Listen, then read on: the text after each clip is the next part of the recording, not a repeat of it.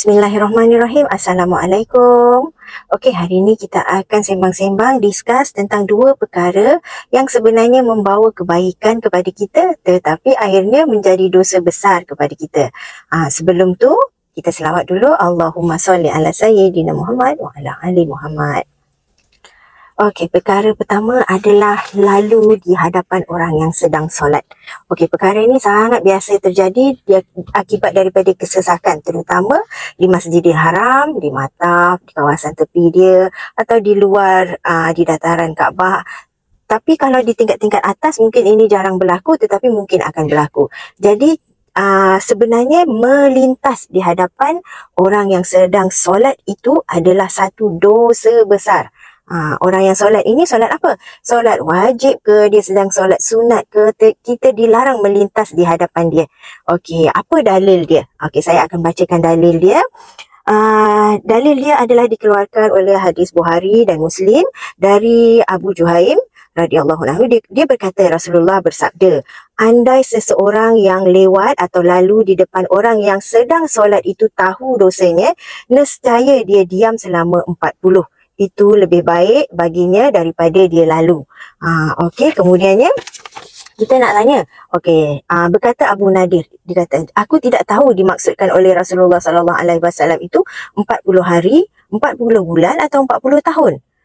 Bermakna Rasulullah sallallahu alaihi wasallam berkata lebih baik orang yang kalau kita nak lalu di hadapan orang yang solat tu, kalau kita tahu dosa dia, kita lebih baik kita akan volunteer untuk berdiri di situ sama ada 40 hari, 40 bulan atau 40 tahun.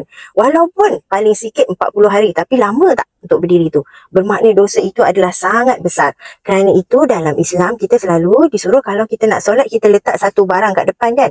Handbag ke ataupun botol air ke, itu dianggap macam kita punya sutrah lah, kita punya had kita. Jadi tetapi di Masjidil Haram itu, di Masjid Nabawi, jika tak ada yang diletak tu, kalau kita nak lalu juga sebaik-baiknya kita lalu paling dekat dengan orang yang di belakang saf dia. Bermakna kalau kita ada orang sedang solat di sini, kemudian di depan dia ada laluan yang kita nak lalu, ada lagi satu orang solat di hadapan dia. Jadi kalau kita tak tahu had dia, kita lalu paling dekat dengan orang yang saf belakang ni. Sebab kita nak lalu juga kan. Tetapi jangan dekat dengan yang sedang solat itu. Yang depan ni pun solat tapi kita lalu betul-betul belakang dia. Jadi tidak boleh. Satu dosa besar lalu di hadapan orang yang sedang solat. Ini biasa berlaku dan biasa dibuat. Tetapi sebenarnya itu adalah satu dosa besar, bukan dosa kecil. Okey, perkara kedua adalah biasa kita buat adalah berdoa di sujud yang terakhir. Kita sangat suka untuk berdoa. Sebab apa? Sujud yang terakhir tu doa dia ada keutamaan. Sangat bagus berdoa. Jadi kita pun berdoa panjang. Tetapi ini adalah dilarang jika kita mengikut imam. Kerana hukum mengikut imam itu adalah wajib. Jadinya jika kita mengikut imam, okey, ini hadis Bukhari dan Muslim dari Abu Hurairah radhiyallahu anhu. Nabi sallallahu alaihi wasallam bersabda, sesungguhnya imam itu untuk diikuti. Ketika imam bertakbir, maka bertakbirlah. Jika imam rukuk, maka rukuklah. Apabila dia bangkit dari sujud, maka ikutlah bangkit.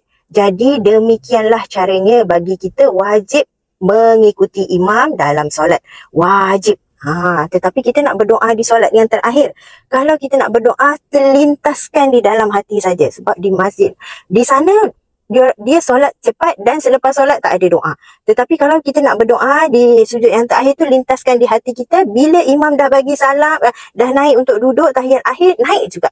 Sebab apa? Mengikut imam itu adalah wajib dan beri salam. Jika kita ingin solat yang lama, buatlah solat-solat lain.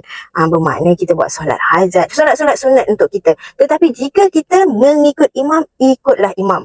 Bagi kita nak berdoa, ya Allah ya Tuhanku, di sujud terakhir itu. Tetapi itu adalah satu dosa. Wajib kita mengikut imam. Jadi kena faham betul-betul dua perkara ini. Dua perkara ini adalah dua perkara yang sangat bagus.